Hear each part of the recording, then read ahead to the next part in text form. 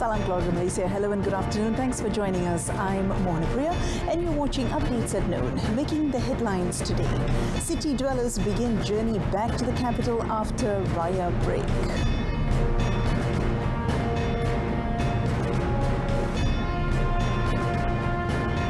EMA hopes to approve variant-adapted vaccines by autumn.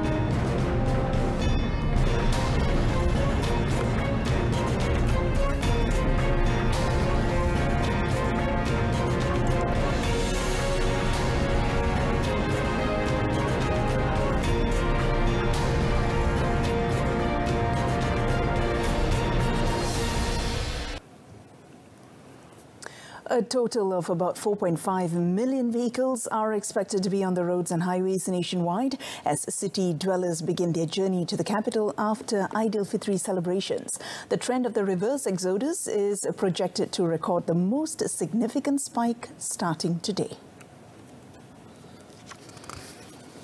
Bukit Aman Traffic Enforcement Investigation Department JSPT Chief Assistant Director of Enforcement Superintendent Dr. Bakri Zainal Abidin said of the total, 1.2 million of the vehicles are estimated to be on the Plus North-South Expressway. On 6th April, Bukit Aman JSPT Director Dato' Kasih Karim was reported to have said that 4.7 million vehicles were expected to be on the roads nationwide in conjunction with Aidilfitri. He had mobilized 6,559 traffic officers and personnel at the contingent and district levels to ensure a smooth flow back to hometowns.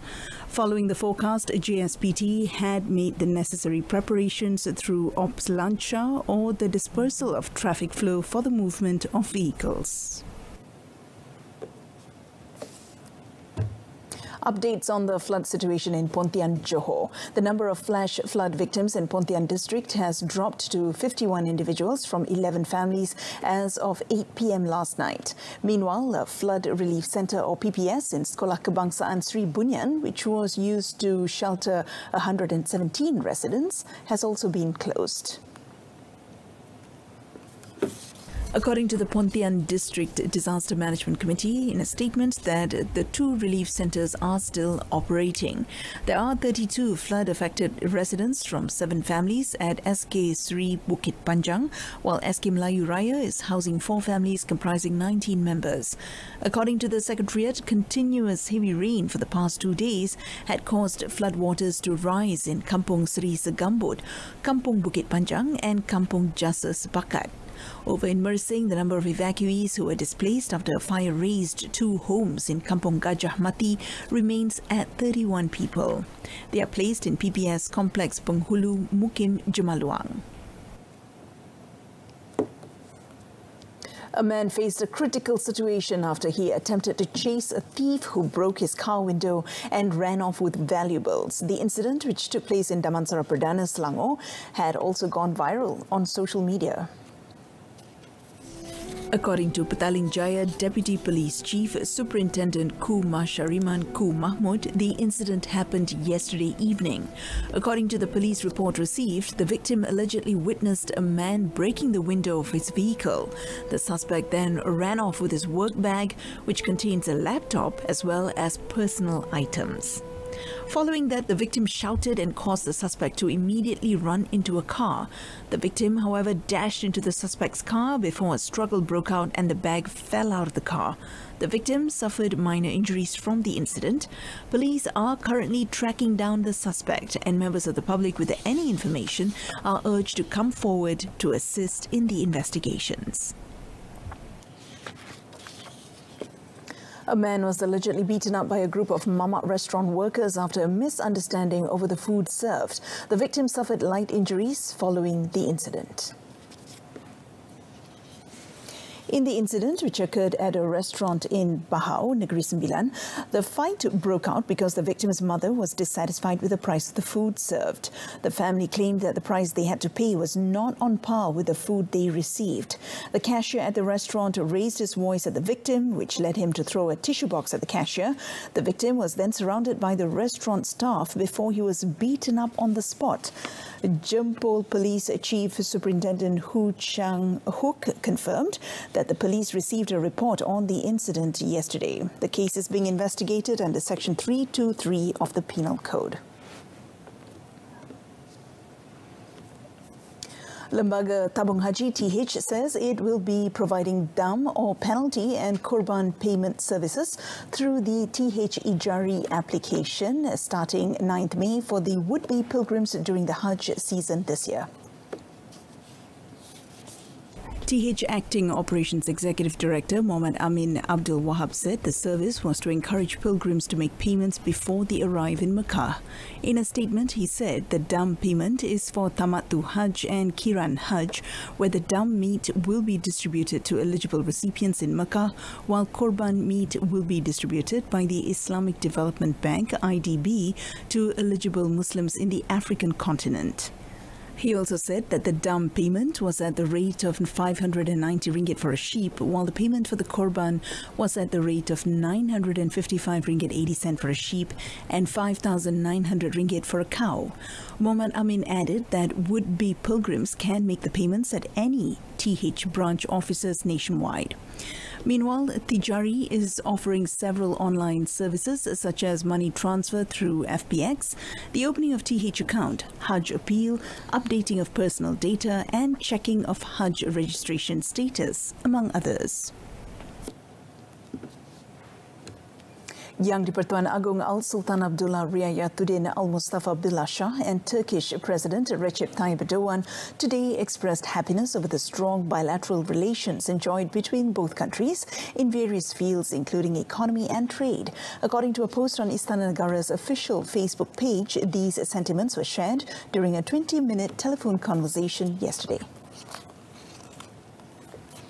His Majesty had also agreed to go on a state visit to the Republic of Turkey in the third quarter of this year. Al-Sultan Abdullah and Erdogan also took the opportunity to exchange Eid al-Fitr greetings during the conversation. The king congratulated Erdogan after the iconic Hagia Sophia in Istanbul held its first Tarawih prayers in 88 years, beginning 1st April, describing it as a historic moment for Muslims in Turkey and around the world. Earlier, His Majesty also received a personal call from the Sultan of Brunei, Sultan Hassan al-Bolkiah, during which Eid al-Fitr greetings were also exchanged. Eratkan jalinan silaturahim di hari Lebaran.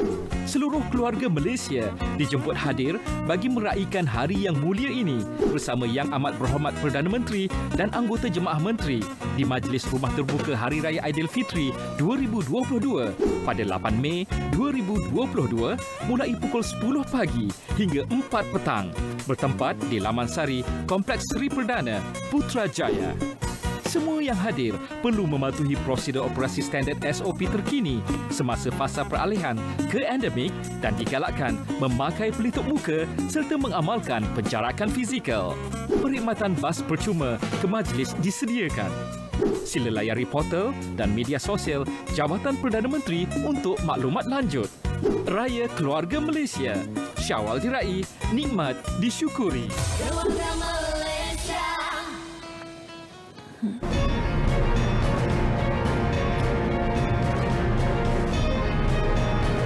Coming up in sports, Malaysia vows to banish Manila nightmare in Hanoi.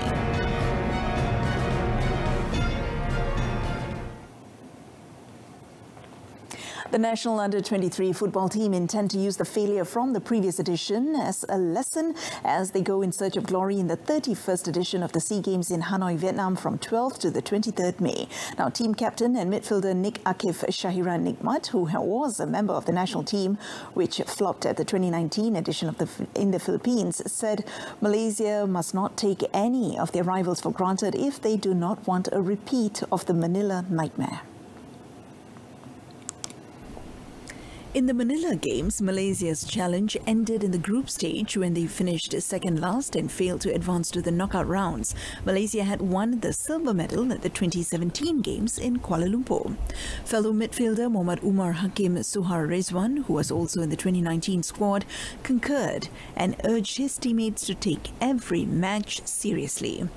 In Hanoi, Malaysia have been drawn in Group B and will open their campaign against Thailand, who have won the most number of football gold medals in the biennial games at the Thien Truong Stadium in Nam Dinh on Saturday. Realizing that Thailand are no pushovers, Nick Akif also urged his teammates to dig deeper into their resources and experience to get the better of Thailand. Malaysia, who are coached by Brad Maloney, will then take on Laos on 11th May, Singapore on 14th May and Cambodia on 16th May at the same venue as they seek to finish among the top two in the group and advance to the semi-finals. And that concludes today's edition of Updates at Noon. In our top story today, city dwellers begin journey back to the capital after Raya break. Tune in to News at 10, coming up at 10 p.m. on Saluran Berita RTM on My Free Views at channel 123, or you can also stream the news by surfing RTM Click. Thank you for your company. I'm Mohan Priya. Stay tuned to TV2. Salam Keluarga Malaysia.